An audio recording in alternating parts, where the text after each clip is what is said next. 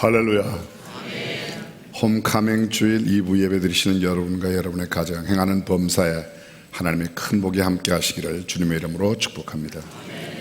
개구리 2마리가 늪에서 살고 있었습니다. 은혜의 가뭄이 심해서 그만 늪이 말라버렸습니다.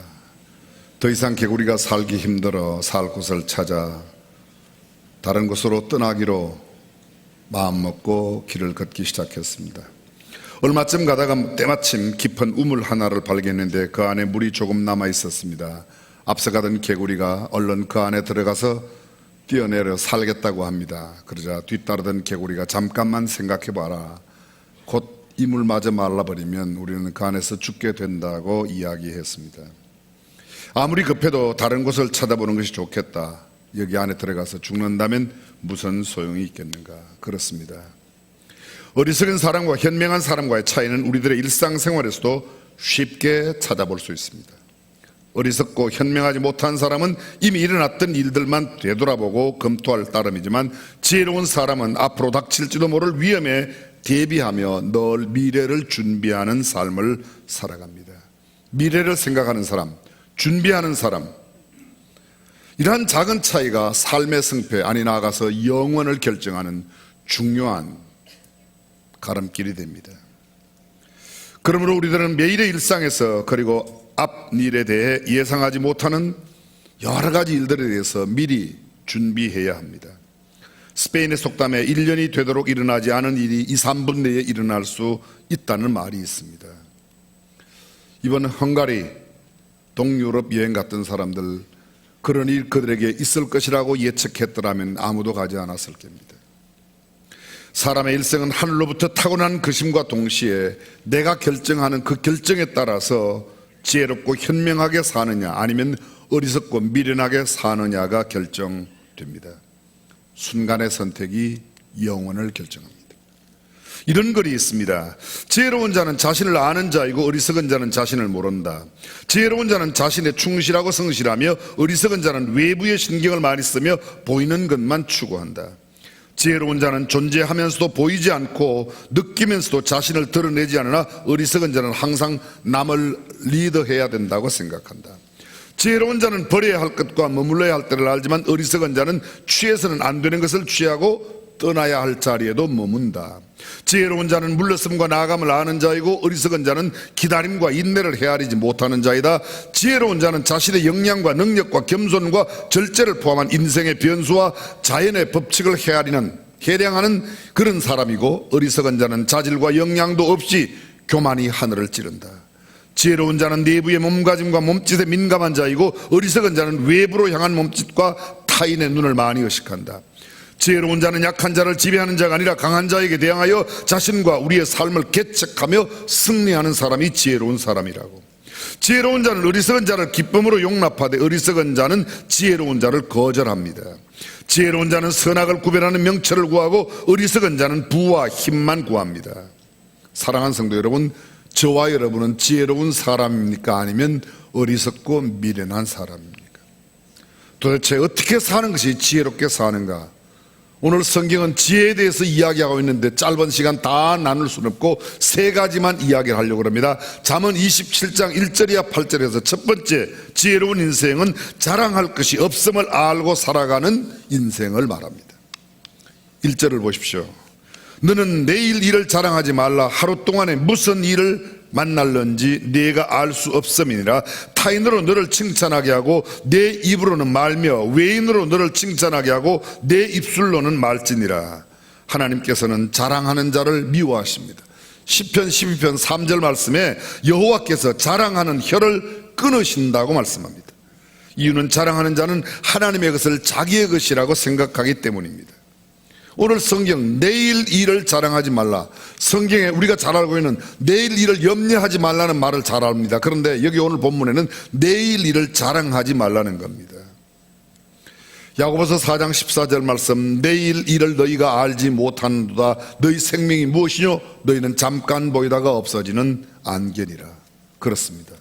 우리는 내일 일을 알지 못합니다. 초호화 유람선 타이타닉호를 아실 겁니다. 1912년 4월 13일 그 배가 그렇게 침몰할 것을 알았더라면 아무도 그 배에 승선하지 않았을 겁니다. 당대의 최고의 부자가 최고의 호화선, 아무나 탈 수 없는 그 배를 타고 만끽하며 대서양을 횡단해 뉴욕을 향했지만 불과 빙산에 부딪혀 그 배에서 무려 700명 이상의 생명이 희생되었습니다. 우리는 내일 일을 알지 못합니다. 삼풍백화점 사건, 성수대교에 무너진 사건, 뉴욕의 쌍둥이 빌딩에 무너진 사건들, 비행기 추락 사고 안다면 누가 그 비행기 탔겠습니까? 내일 일은 아무도 알 수가 없습니다. 그래서 성경은 이렇게 말합니다. 아무 육체라도 하나님 앞에서 자랑하지 말지라고 말합니다. 사랑의 특징이 무엇입니까? 수많은 사랑의 특징, 오래 참고 온유하며 투기하는 자가 되지 않으면 사랑은 자랑하지 아니하며 자랑하는 순간 이미 사랑이 아니라는 겁니다. 오늘 성경은 말합니다. 인간은 유한한 존재이기 때문에 미래에 대한 시각을 가지지 못하며 만약 가진다면 인간이 아닙니다. 아니 5초 안만 내다본다고 해도 주식시장, 선물시장에서 그는 대박을 낼 것입니다. 우리는 한순간 앞을 내다보지 못합니다. 계속해서 2절은 말합니다. 자기 자신을 자랑하지 말라고 타인으로 너를 칭찬하게 하고 내 입으로는 말지니라. 침례 요한이 자신을 드러내지 않았으면 나는 예수님의 신들매 신발끈도 들기가 어려운 사람이라고, 부족한 사람이라고. 그런데 주님은 그를 칭찬하십니다. 여인이 낳은 자 가운데 이보다 더 큰 자가 없다고 말합니다. 가버나움의 백부장을 아십니까? 주여 내 집에 들어오심을 나는 감당치 못하겠다고 말했을 때 예수님은 이렇게 말합니다. 내가 이만한 믿음을 이스라엘 중에서도 만나보지 못했다고 말합니다. 독일 경언에는 이런 말이 있습니다. 사람이 스스로 칭찬하는 것은 더러운 냄새나는 일이라고 했습니다. 어쩌면 인간의 모든 욕구 가운데 공통적인 욕구가 자랑하고 싶은 욕구일 겁니다. 그러나 성경은 자랑하지 말라고 말합니다. 내일 일을 자랑하지 말라. 내 자신을 자랑하지 말아라. 우리가 구원받은 것도 하나님의 은혜이지 우리의 행함이 아니라고, 행해서 난 것이 아닌 일에 누구든지 자랑치 못하게 하려 함이라고 말하고 있습니다. 그렇습니다. 지혜로운 인생, 자랑하지 않는 인생. 두 번째, 지혜로운 인생은 감정 조절을 바르게 하며 살아가는 인생입니다. 자, 한번 본문 27장 3절과 4절. 돌은 무겁고 모래도 가볍지 아니하거니와 미련한 자의 분노는 이 돌보다 무거우니라. 분은 잔인하고 노는 창수 같거니와 투기 앞에는 누가 서리요. 미련한 자의 분노는 사람에게 극도의 육체적인 정신적인 피로를 안겨주므로 돌은 물론이고 모래 한 알조차도 무겁게 느껴지도록 한다는 말입니다. 분을 품는 자, 분을 품고 있는 동안에 결코 평안할 수가 없습니다. 분을 삭해야 하는 이유는 내 분 때문에 다른 사람이 피해가기 전에 분을 품고 있는 나 자신이 평안하지 못하기 때문입니다. 흥분하면 나오는 대로 짓거리고 되는 대로 행동하고 자신의 추악함을 드러내고 자기 자신의 마귀의 시험에 빠져 타락하게 됩니다. 분을 내는 사람은 자신뿐만 아니라 타인에게도 피해를 줍니다. 성경은 이렇게 말합니다. 미련한 자가 분을 품을 때에는 피하는 것이 좋다고 잠언은 경고하고 있습니다. 여러분, 여기 두 개의 병이 있습니다. 잘 보십시오. 이 병은 물병입니다. 생수병입니다. 이 병은 콜라병입니다. 인생도 생수병 같은 인생이 있고 콜라병 같은 인생이 있습니다. 자, 잠깐 보실까요?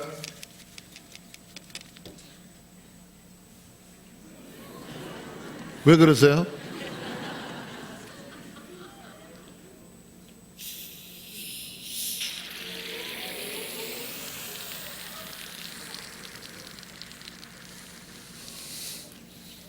요만큼만 배드리겠습니다. 콜라병 같은 인생. 조금만 감정을 건드리면, 조금만 인격에 손상이 오면, 조금만 자기에게 불이익이 돌아오면 퍽 하고 거품을 쏟아냅니다. 안에 있는 오만 더러운 것들을 다 토해냅니다. 조용히 아주 부드럽게 해서 마시면 굉장히 맛있는 콜라이지만 흔들면 끝나는 겁니다. 먹을 게 없습니다. 오늘 성경 본문은 이렇게 말합니다. 부는 잔인하고 노는 창수 같다고 이야기하고 있습니다. 창수, 강물이 불어서 넘쳐나는 것이 창수입니다. 물은 많이 갑니다. 마실 물이 없습니다. 오히려 남에게 피해를 줍니다. 성경은 이렇게 말합니다. 자기의 마음을 제어하지 아니하는 자는 성벽이 무너지고 성벽이 없는 것 같으니라. 성벽은 외적을 물리칩니다. 막아냅니다. 그런데 성벽이 없으면 외부의 적으로부터 나 자신을 지켜낼 수 없다. 성질내는 자, 분내는 자가 그런 사람이라는 겁니다. 여러분, 우리가 잘 알고 있는 모세, 위대한 하나님의 종입니다. 60만 대군을 이끌고, 아니 전체 합하면 200만의 어마어마한 이스라엘 사람들을 인도했던 영도자입니다. 그런데 그가 그렇게도 고대하고 바라보던 가나안 땅에 들어가지 못했습니다. 한 번의 분노가 그를 그렇게 만들었습니다. 가인의 최초의 이 분냄이 살인을 불러왔습니다. 성경은 이렇게 말합니다.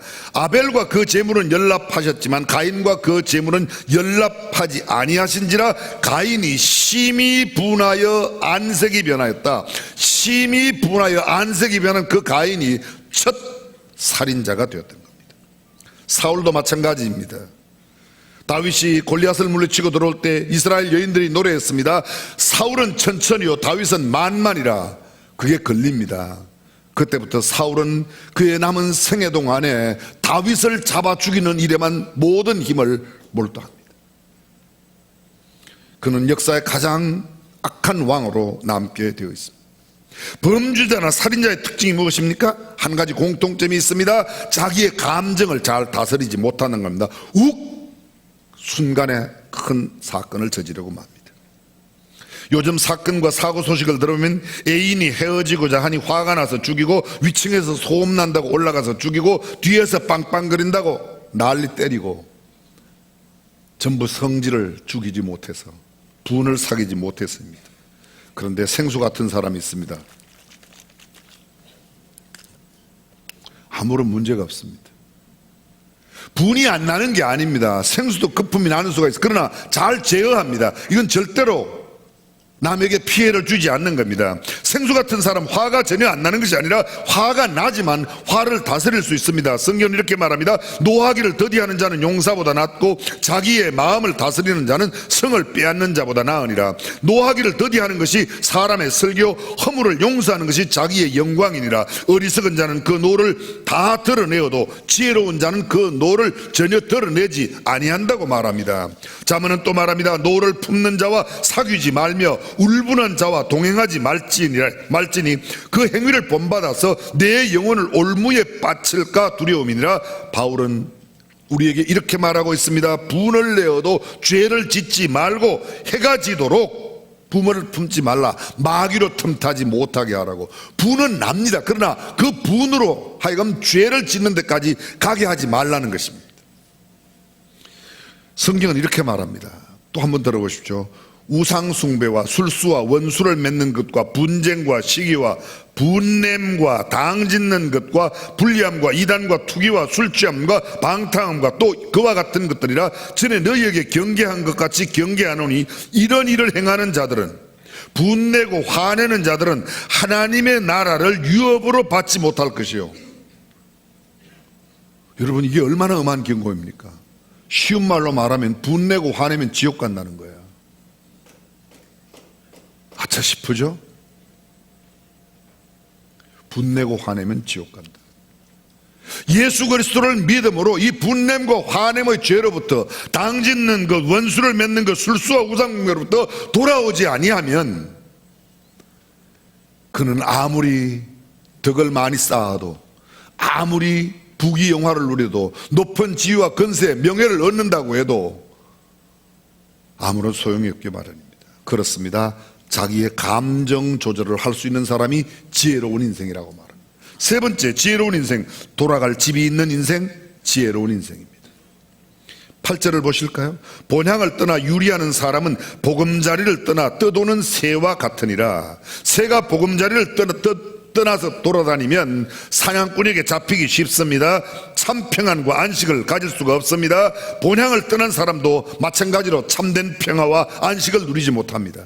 위대한 성자 로버트 레이니가 사람들로부터 혹독한 비판과 심한 오해를 받아 어려움을 당하고 있었을 때의 일입니다. 한 친구가 그를 찾아와서 자네가 이런 상황을 어떻게 견뎌내는지 나는 도저히 이해할 수가 없네. 그때 그는 이렇게 대답합니다. 그건 자네도 잘 알다시피 난 집에 돌아오기만 하면 편안해지거든. 그렇습니다. 돌아갈 집이 있는 사람은 언제나 분을 다스릴 수 있습니다. 쉴 수 있습니다. 참된 안식을 가질 수 있습니다. 본향은 자기가 사는 집, 언제라도 갈 수 있는 가정을 말합니다. 가정을 떠나 이리저리 떠돌아다니는 사람은 보금자리를 떠나는 새와 같습니다. 이 세상에서 새에게 가장 중요한 것은 삶의 근거지가 되는 보금자리, 바로 그것입니다. 보금자리가 없는 새는 눈비가 내려도 피할 곳이 없고 평안히 쉴 곳이 없습니다. 되돌아갈 집이 없는 사람, 가정을 떠나서 방황하는 사람, 홈카밍할 수 없는 사람, 그 사람이 불행한 사람이라. 우리 교회가 오늘 홈카밍 주일로 지켜요. 영어 표현을 써서 죄송합니다. 우리는 going home, 본향을 향해서 가고 있는 사람들이에요. 고향의 입장에서 보면 홈카밍, 고향으로 오는 사람들입니다. 집으로 오는 사람이에요. 돌아갈 집이 없는 사람, 얼마나 불쌍한 사람입니까?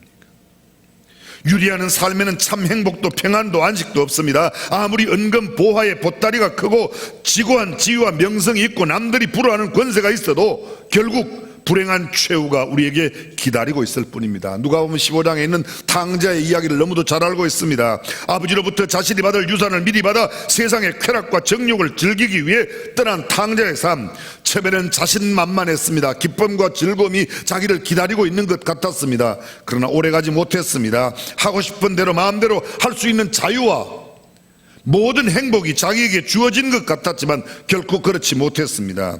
시간이 흐르자 그의 욕망은 채워도 채워지지 않았습니다. 채우면 채울수록 마음속 한구석에 허전함이 더해갔습니다. 마셔도 오히려 갈증을 더 일으키는 소금물처럼 그의 삶은 피폐해 갔습니다. 자신이 있어야 할 자리에 있지 않고 이리저리 방황하는 자의 삶은 자유롭고 화려하게 보일지는 모르지만 실제로는 얼마나 피폐하고 건조하고 무미한지 모르겠습니다. 불행한 삶을 살 수밖에 없습니다.